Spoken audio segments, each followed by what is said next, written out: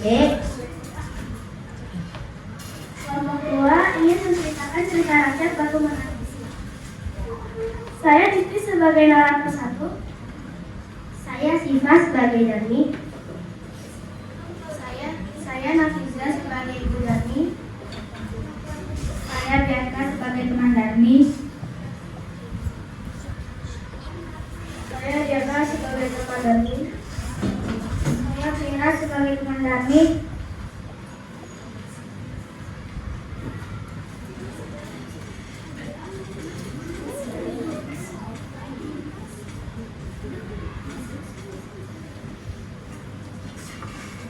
Saya Ridho sebagai narator 2.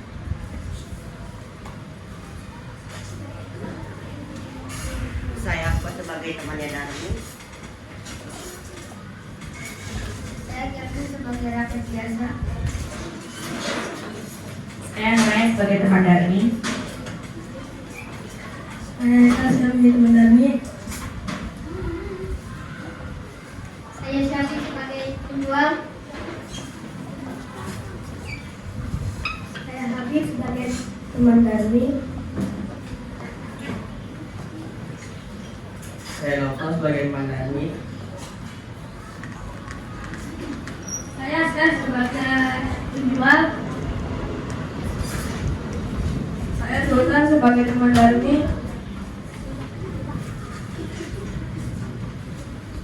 Selamat menyaksikan cerita dari kelompok 2.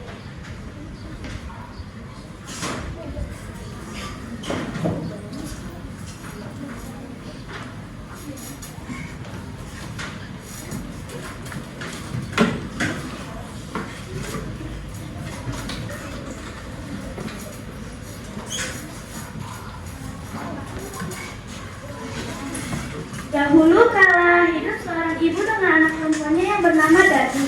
Ayah Dani telah lama meninggal. Dahulu mereka hidup berkecukupan. Namun setelah ayahnya meninggal, ibu Dani harus bekerja keras di ladang demi hidup mereka. Setiap hari bekerja di ladang membuat kulit ibu Dani jadi kian gelap. Berat tubuhnya juga menyusut. Semua dilakukan demi Dani sebagai satu-satunya. Namun Dani tidak mau membantu ibunya. Setiap hari kerjanya hanya berdandan dan ingin keluar rumah karena takut kulitnya gelap seperti ibunya. Suatu hari ibu Dani hendak bekerja di ladang. Dia akan bekerja sampai sore. Sebab musim panen sudah tiba.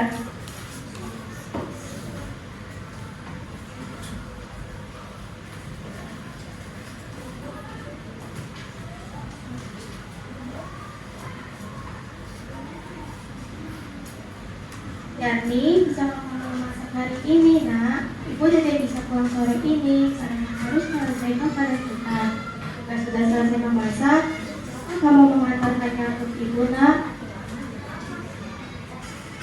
Gak mau, Bu. Jika aku memasak, nanti rambutku bau tungku. Aku kan habis keramas. Lalu jika aku mengantar makanan untuk ibu, nanti kulitku jadi hitam. Aku kan habis luluran, Bu.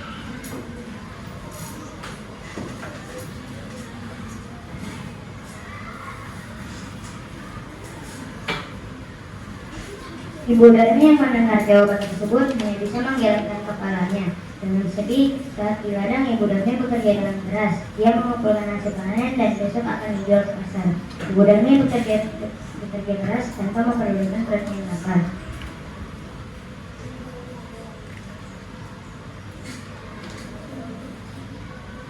Saat dia beristirahat sambil meminum air sendi yang dibawanya, dia pun berdoa.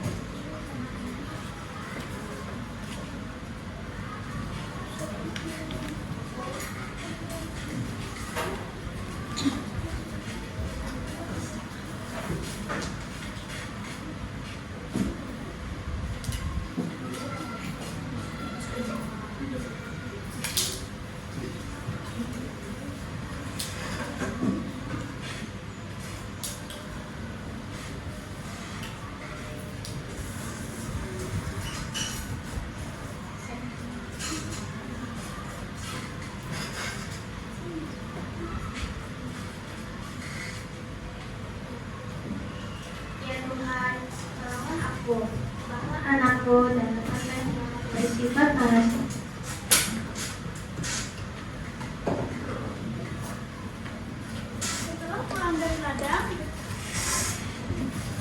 Setelah pulang dari ladang, betapa terkejutnya dia saat tidak ada makanan yang bisa dimakan. Ternyata Darmi sama sekali tidak memasak. Darmi melihat ibunya pulang malah marah.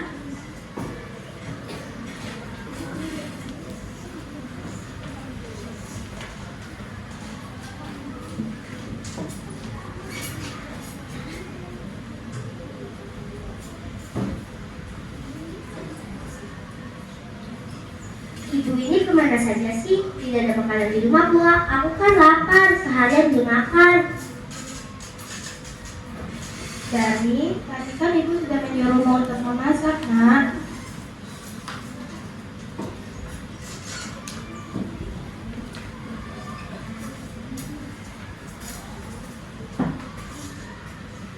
Darmi yang mendengar jawaban itu pun langsung pergi meninggalkan ibunya yang kelaparan.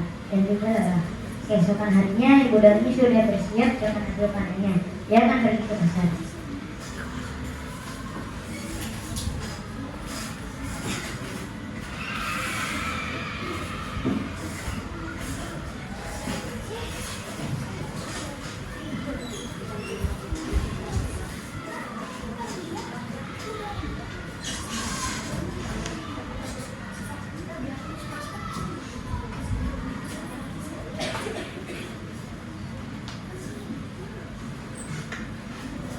Dari misalkan kamu ikut ibu ke pasar, nak, ibu membutuhkanmu untuk membawa hasil ladang kita. Gak mau Bu, jika aku ke pasar nanti kulitku jadi kotor. Apalagi pasar kan becek. Aduh, aku tidak bisa membayangkan kulitku yang bersih ikutan kotor.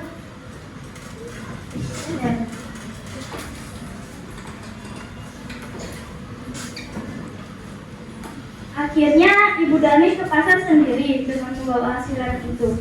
Tiba-tiba Darmi diajak oleh temannya untuk bermain ular.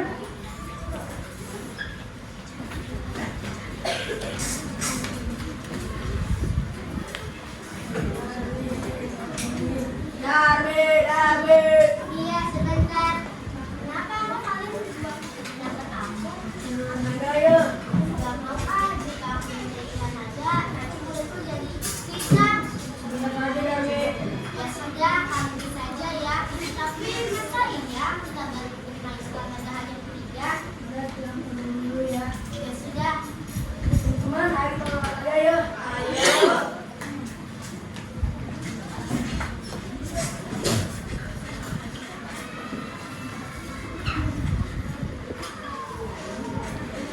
Naga panjangnya bukan kepala, menggeleng-geleng selalu riang gembira. Umpan yang lezat itulah yang dicari. Ini dialah yang terbelah. Kosong isi, kosong isi.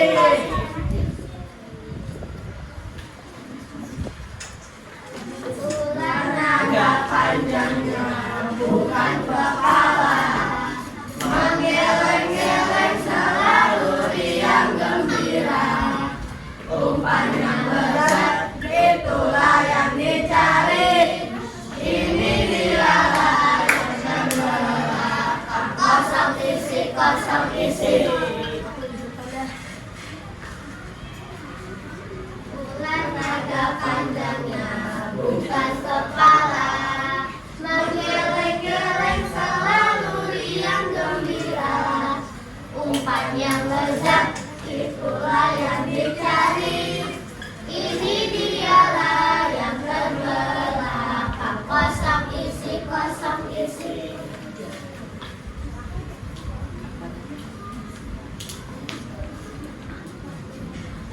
Ular naga panjangnya bukan kepala, menggeleng-geleng selalu. Sudah sore nih. Ayo, sudah Darmi, kita pamit ya.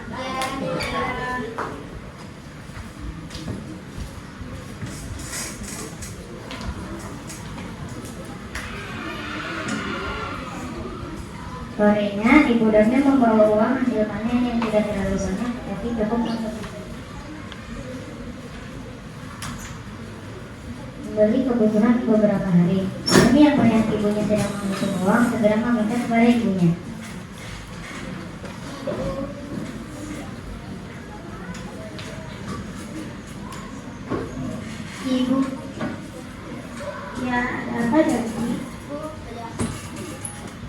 bedak Darmi sudah habis, kalau belikan dong Bu. Ya sudah, besok ibu belikan. Tapi besok kamu harus ikut ibu ke pasar agar ibu tidak salah membeli bedaknya. Baik Bu.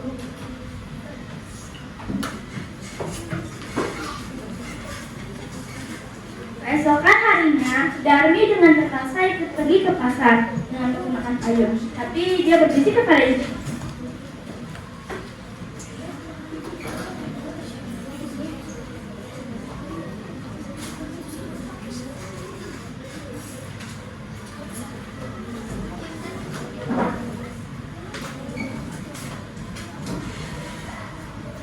Ibu, nanti ibu jalannya di belakangku saja ya. Kita jangan berdampingan. Loh, kenapa Darmi? Kenapa ibu harus berjalan di belakang? Tidak apa-apa Bu, ikuti kataku saja. Ya sudah Darmi.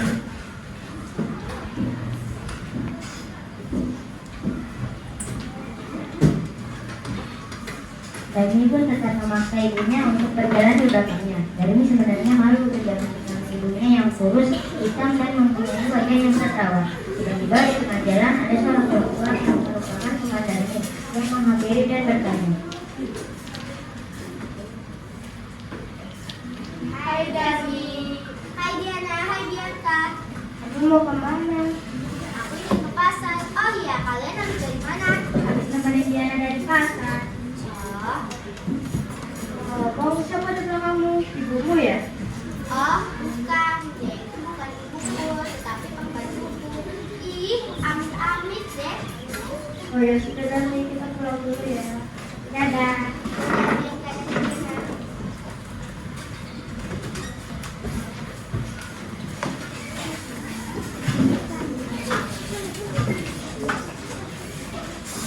Ucapan Darmi membuat hati ibu Darmi semakin sedih melihat kelakuan anaknya yang begitu tega mengakuinya sebagai pembantu. Namun sekuat tenaga dia menahannya. Sampailah ibu dan Darmi di pasar.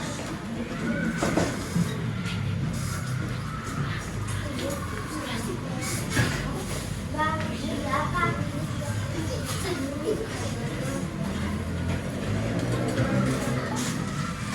Terima kasih.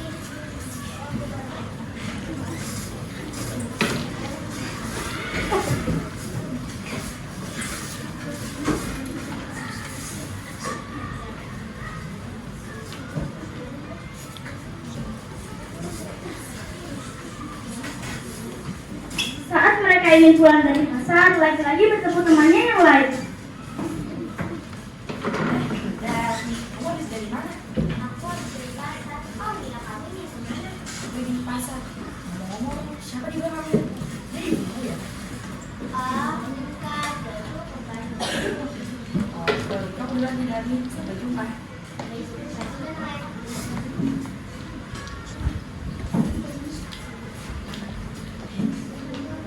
Tak kuasa menahan air mata dengan apa yang dikatakan anaknya itu, maka dia pun berdoa di dalam hati.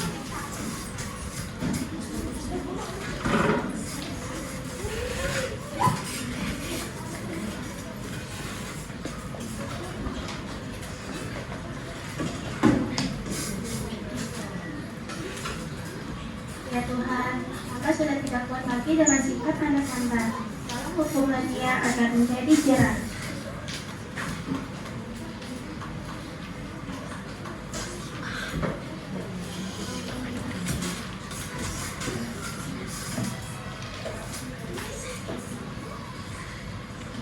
Setelah selesai berdoa, tiba-tiba Darmi Aduh, ibu, ada apa dengan kakiku, ibu? Ucap Darmi sedikit demi sedikit, dan itu menjadi batu. Dia menangis.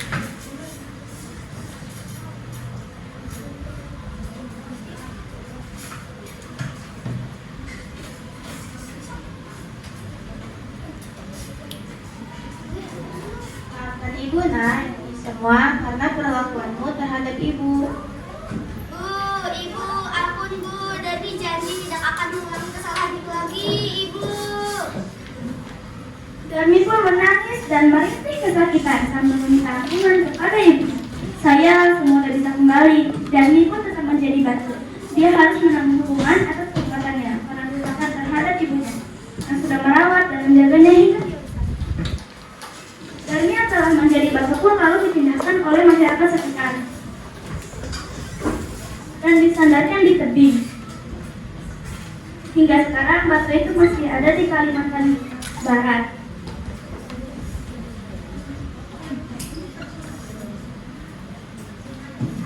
Dan dinamakan batu menangis.